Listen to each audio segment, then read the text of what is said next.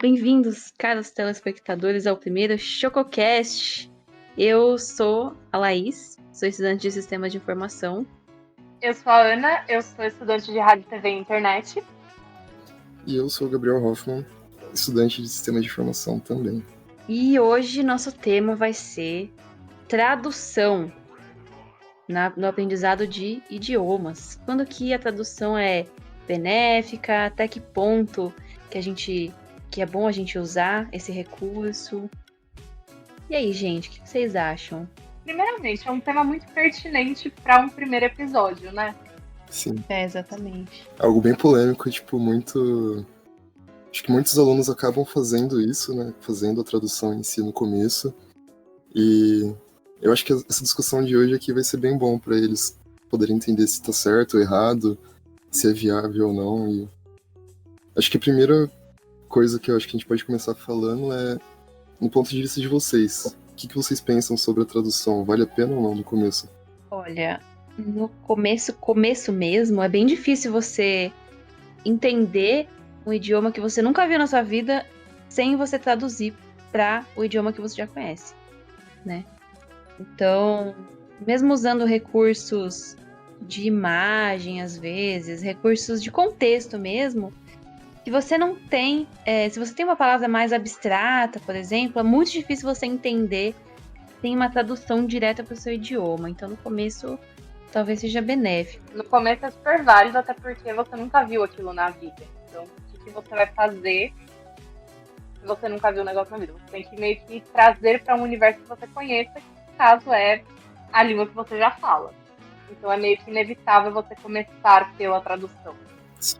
E também, querendo ou não, é um caminho mais curto, né? Do que você tentar entender tudo por imagem, pelo contexto. É meio complicado, assim, também. Sim, quando você não tem uma base nenhuma. Sim, como você falou, tem coisa que nem o contexto ajuda, né? Tem coisa que o contexto é tão abstrato que simplesmente você não vai conseguir entender logo de cara se você está começando agora a estudar aquele idioma. Sim, sim. As próprias palavras que são as conjunções e artigos e pronomes, sem a tradução é muito difícil você ver, só pelo significado, não tem nem como representar isso com uma imagem, né? Uhum. Exatamente. Mas aí ela começa a ser não tão benéfica quando se torna um vício, né? Se você ficar dependente dela, como todo vício nessa vida, aí você tá fazendo alguma coisa errada, tem que dar uma segurada. Uhum.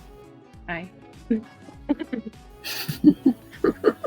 Bom, existe um conceito que se chama transferência, né? E é um conceito muito intuitivo, mas nem todo mundo conhece formalmente, que é o quê? Você aprender um idioma, que é a sua L1, né? A gente chama de L1, que é a sua primeira língua que você aprendeu. E aí a transferência, como que a transferência acontece? Quando você vai aprender alguma palavra, alguma estrutura gramatical de um segundo idioma, né, que a gente vai chamar de L2, como que você vai aprender o L2? Você vai aprender a partir do conhecimento geral de idiomas que você já tem da sua L1. Então, por exemplo, se você quer aprender a palavra maçã em inglês, se sua L1 é português, você vai transferir através da tradução, né? Então, você vai pegar o conceito que você já tem de maçã, vai jogar lá no Google Tradutor, no dicionário, e aí a representação em inglês, né, da palavra vai ser Apple. Então, você está fazendo essa transferência do conceito que você tem da palavra, né, maçã em português, para o mesmo conceito representar também a palavra Apple em inglês.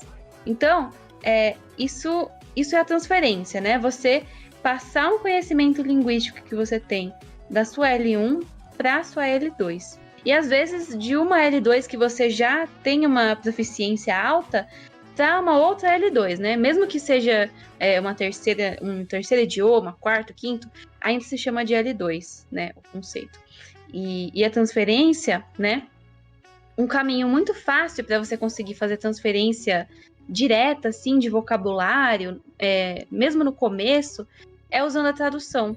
Então, por isso, a tradução do L2 para o L1, né? Para você decifrar e decifrando o conteúdo que você ouve, lê em L2, a tradução é um caminho bem fácil de você fazer e bem seguro, principalmente com vocabulário assim no começo.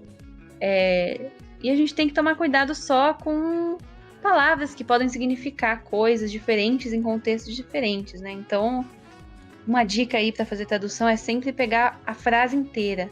Sim, sim. Nossa, a tradução tem esse problema também, né? Que o contexto, ele importa muito mais do que a gente imagina. Sim. E muita gente não sabe disso. Tem um conceito sobre isso que é em relação ao significado das coisas, né? Tipo, a palavra, como a Laís disse, tipo, ela pode ter mais de um significado. Por isso que o ideal é a gente sempre trabalhar com traduções de unidades léxicas. Seria um conjunto de palavras mínimo que possuem um significado único, sabe? Então, sempre traduzir a partir desses conjuntos de palavras é o ideal. Com certeza. Principalmente... Ai, foi mal.